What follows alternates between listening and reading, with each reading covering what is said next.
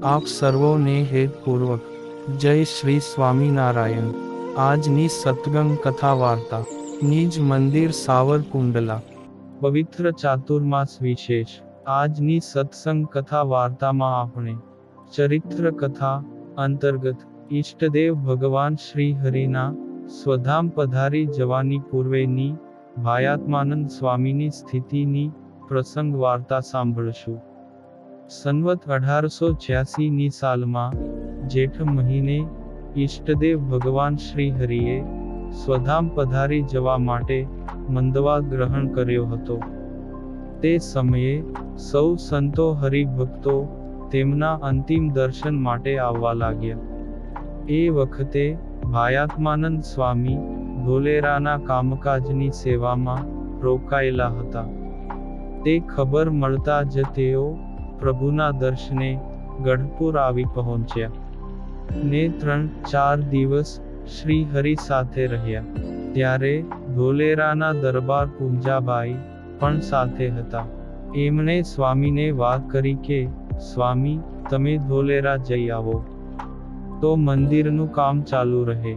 ત્યારે સ્વામીને મનમાં થયું કે દરબાર પૂંજાબાઈની વાત તો સાચી છે, એટલે પોતે ધોલેરા જવા તૈયાર થઈને ગઢપુરથી ચાલતા થયા। તે પહેલા અક્ષર ઓરડીએ મહારાજના દર્શને ગયા ને શ્રીજી મહારાજને દંડવત પ્રણામ કર્યા ને ધોલેરા જવા માટે રજા માંગી। ત્યારે શ્રીજી મહારાજે કહ્યું કે સ્વામી ક્યાં જવું છે?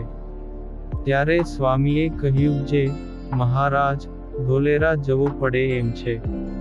એ સુણીને મહારાજે પૂછ્યું કે સ્વામી એવું બધું વળી શું કામ છે? આ સાંભળીને સ્વામી તો મૌન થઈ ગયા, પણ દરબાર પૂંજાબાઈ બોલ્યા કે હે મહારાજ એમને જવા દ્યો, ત્યાં થોડું મંદિરનું કામ છે તો સ્વામી એ પતાવીને પરત આવતા રહેશે। ત્યારે પોતાની અનિચ્છા દર્શાવતા શ્રી પ્રભુએ કહ્યું જે આટલું તે શું કામ છે? આથી આત્માનંદ સ્વામીને મનમાં થયું કે શ્રી પ્રભુની ઈચ્છા નથી, પણ દરબાર પૂંજાબાઈનું ગમતું કરવા માટે ગયા વિના છૂટકો નથી। આમ આવું ધર્મ સંકટ આવ્યું। પછી તો ભાયાત્માનંદ સ્વામી ધોલેરા ગયા ખરા, પણ એમનો જીવ ઊંચો ને ઊંચો રહ્યો ને અંતરમાં વેદના થવા લાગી જે કદાચ મહારાજ સ્વધામ પધારી જશે તો મને અંતિમ દર્શન નહીં થાય ને હું સદાયનો અભાગીયો રહી જઈશ। આમ મનમાં આવા અતિ ઉકળાટથી સ્વામી ઉપડતે પગલે ચાલ્યા ને 90 વર્ષની ઉંમરે સતત પંથ પૂરો કરીને ધોલેરા આવ્યા ને કામકાજ પતાવીને બીજે દિવસે કમિયાળે આવ્યા। ત્યાં રાત રહ્યા। ત્યાં રાતે આકાશમાં તેજનો સમૂહ દેખાયો, એટલે પોતાના મનની શંકા એમને વધુ દ્રઢ થઈ કે શ્રીજી મહારાજ સ્વધામ પધારી ગયા હશે, નહીં તો આવું તેજ દેખાય નહીં। વળી મનમાં અતિ ઉચાટ સાથે વહેલા સવારે જાગીને ચાલતા થયા તે કારિયાણી આવ્યા ને વસતા ખાચરને ગઢપુરના સમાચાર પૂછ્યા। ત્યારે જાણ થઈ કે શ્રીજી મહારાજે સાજા થયાની ખુશાલીમાં ગોળ વહેંચાવ્યો છે। એ સાંભળીને નિરાંત થઈ ને ત્યાં રાત રોકાયા। પછી બીજે દિવસે સવારે ગઢડા આવ્યા। પોતે અતિ વેગે મહારાજના દર્શને અક્ષર ઓરડીએ ગયા। એ વખતે મહારાજ અક્ષર ઓરડીમાં પડખાભેર પોઢ્યા હતા ને નિત્યાનંદ સ્વામી પાસે બેઠા હતા। તે ભાયાત્માનંદ સ્વામીને આવ્યા જાણીને નિત્યાનંદ સ્વામીએ શ્રીજી મહારાજના મુખકમળ પરથી વસ્ત્ર થોડું એકકોર કરીને દર્શન કરાવ્યા।